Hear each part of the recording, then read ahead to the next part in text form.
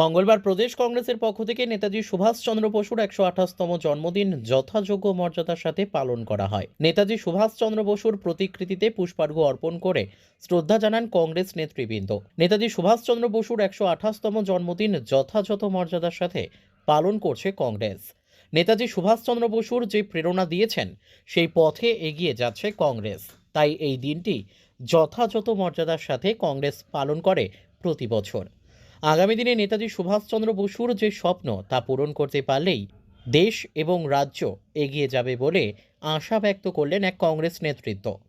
এদিনের এই অনুষ্ঠান দেখা গেল না প্রদেশ কংগ্রেস সভাপতি থেকে শুরু করে কংগ্রেসের শাখা সংগঠনের কোনো উচ্চ পর্যায়ের নেতৃত্বদের।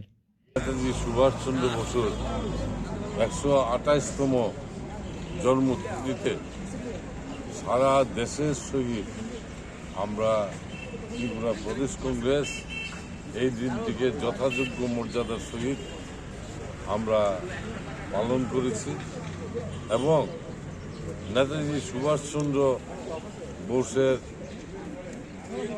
তার স্বাধীনতা সংগ্রামের যে ইতিহাস, স্বাধীনতা সংগ্রামের যে ওনার কর্মকাণ্ড, সেই কর্মকাণ্ড ভারতবর্ষের মানুষ আজও ভুলবে না এবং আমাদের আশা যে আমরা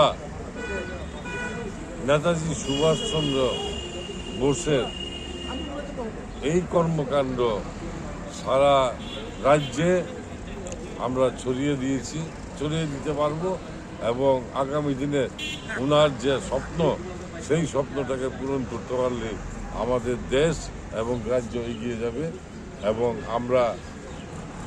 আমরা এই দিনটি প্রতি বৎসরের আমরা অত্যন্ত সম্মানের সহিত এই দিনটি স্মরণ করে থাকি।